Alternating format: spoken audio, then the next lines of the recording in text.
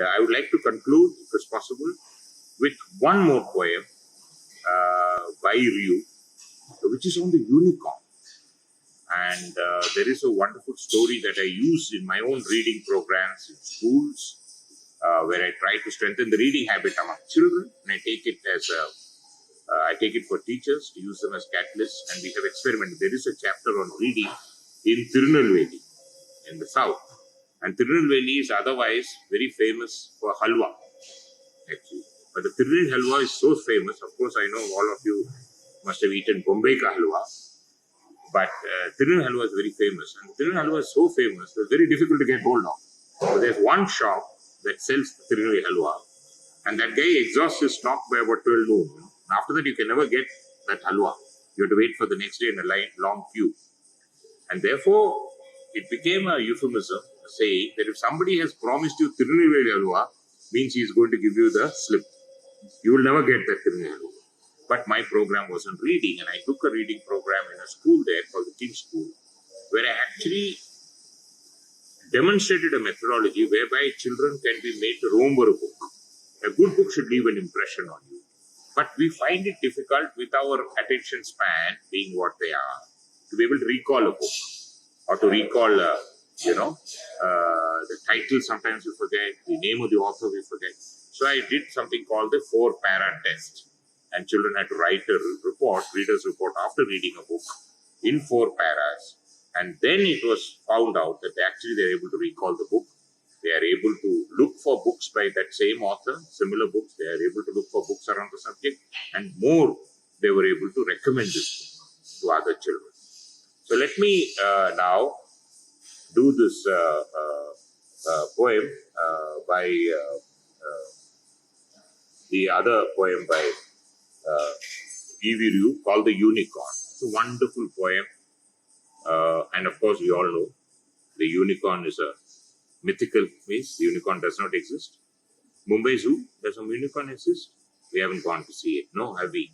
But I actually want to read this poem because I do a story. I end a story called On the Unicorn by James Thurber. He was a wonderful humorist. He wrote in the 1930s. It's called The Unicorn in the Garden. That story. I'm not going to read that story today. But basically, Thurber had a sneaking sympathy for married couples, especially where the husband would always lose to his wife in any quarrel. And that's a universal truth, as you know, that the wives always win whenever there is any conflict or dispute. And in the mistaken assumption that once that the husband thinks he has won, make no mistake, it's the wife that has allowed him to win. And I can safely say this because my wife is away in Delhi. That story. But in the story in The Unicorn in the Garden, for once, Thurber allows the husband to win. That is the story. Of course, I tell all my lady teachers in schools, next time they invite me, I will change the story. Otherwise, they will not invite. So the unicorn. The unicorn stood like a king in a dream on the bank of a dark Senegambian stream. And flaming flamingos flew over his head as the African sun rose in purple and red. Who knows what the thoughts of a unicorn are when he shines on the world like a rising star?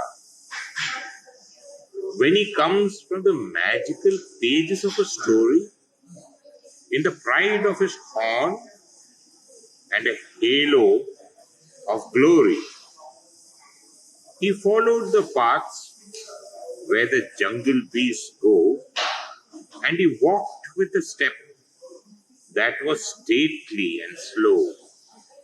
But he threw not a shadow and made not a sound, and his foot was as light as the wind on the ground.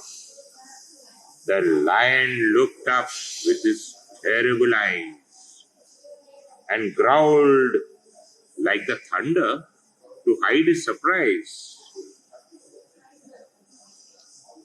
He thought for a while with a paw in the air. and then tucked up his tail and turned into his lair.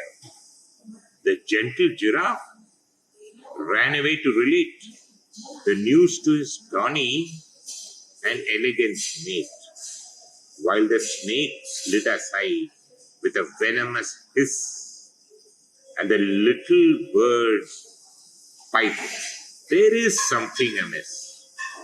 And so the unicorn strode with his head in a cloud and uttered his innocent fancies aloud.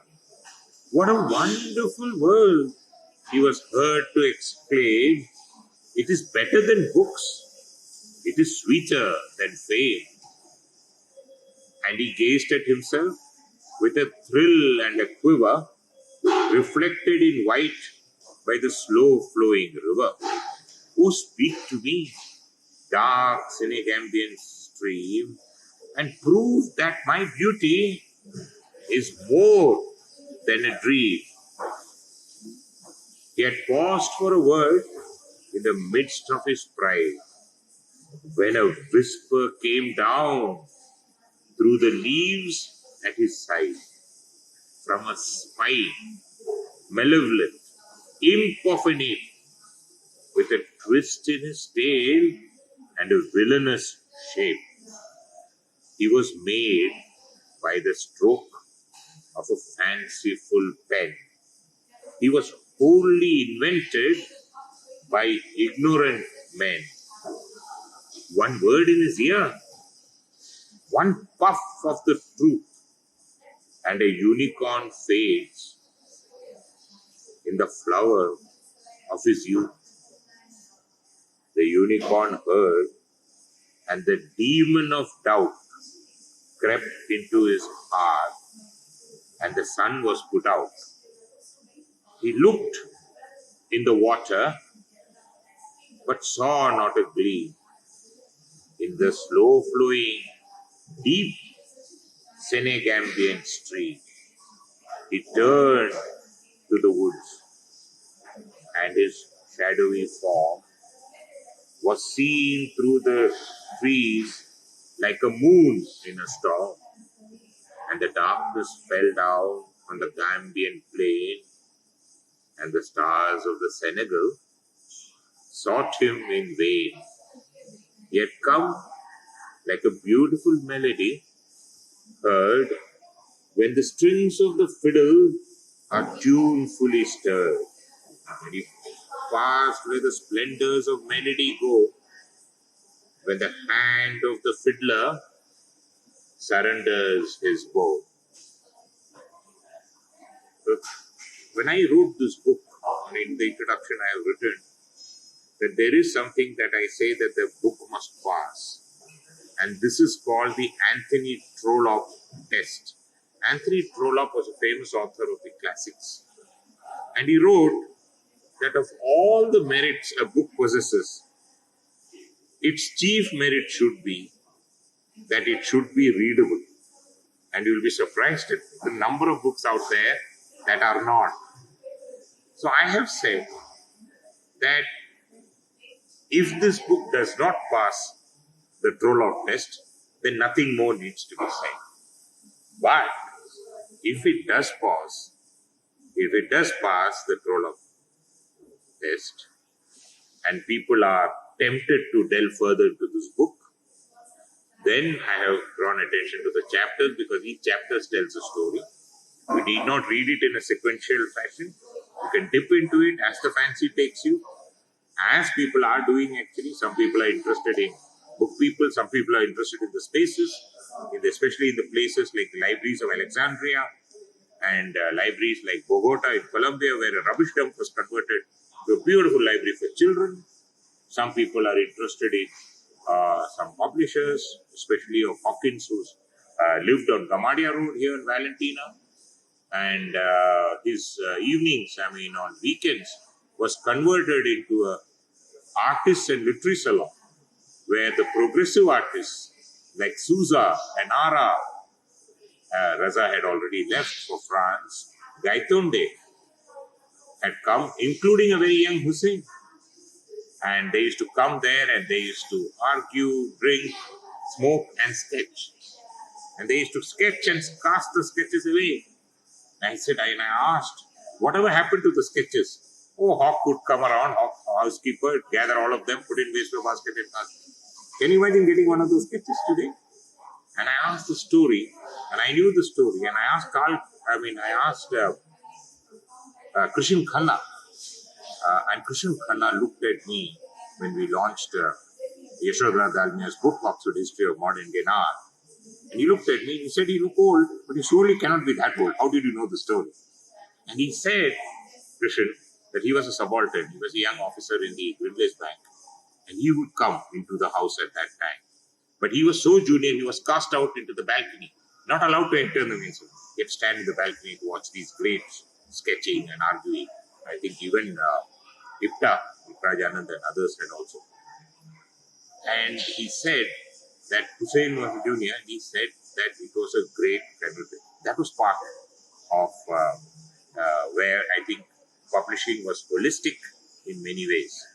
So, in fact, in one chapter, I have actually looked at the history of English writing in India. Not many people know. People think that English writing in India and publishing in a way started after the three big publishers like Longman, like Macmillan and Oxford had set up office. But actually, it started much earlier, the Romance with Books, where we had